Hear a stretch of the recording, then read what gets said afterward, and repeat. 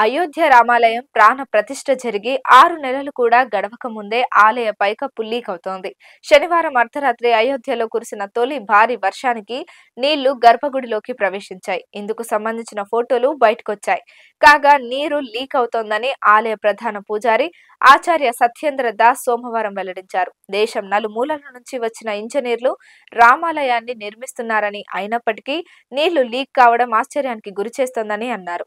ఆలయ నిర్మాణంలో నిర్లక్ష్యంగా వ్యవహరించారని, గుడి ప్రాంగణంలోకి చేరిన నీరు బయటకు వెళ్లే మార్గం లేకుండా నిర్మించారని సత్యేంద్రదాస్ అన్నారు.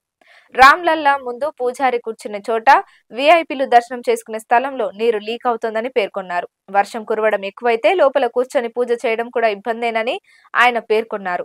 నీళ్లు ఇలా ఎందుకు లీక్ అవుతున్నాయని, అంతమంది పెద్ద ఇంజనీర్ల సమక్షంలో నిర్మించిన ఆలయంలో ఇలా జరగడం ఏంటని ఆయన ప్రశ్నించారు. ఈ సమస్యలను తక్షణమే పరిష్కరించాలని ఆలయ అధికారులకు విజ్ఞప్తి చేశారు. అయోధ్య రామాలయ నిర్మాణ కమిటీ చైర్మన్ స్పందన గర్భగుడిలోకి నీళ్లు లీక్ అవుతున్నాయనే సమాచారం అందుకున్న అయోధ్య రామాలయ నిర్మాణ కమిటీ చైర్మన్ నృపేంద్ర మిశ్రా ఆలయాన్ని పరిశీలించారు. తక్షణమే మరమ్మతులు చేయాలంటూ అధికారులకు ఆదేశాలు ఇచ్చారు. మొదటి అంతస్తు నుంచి నీరు కారుతుందని, ఇది ఊహించిందేనని, రెండో అంతస్తు శిఖర నిర్మాణం పూర్తయితే గర్భగుడిలోకి వర్షపు నీరు లీక్ కాబోదని ఆయన మీడియాకు వివరించారు.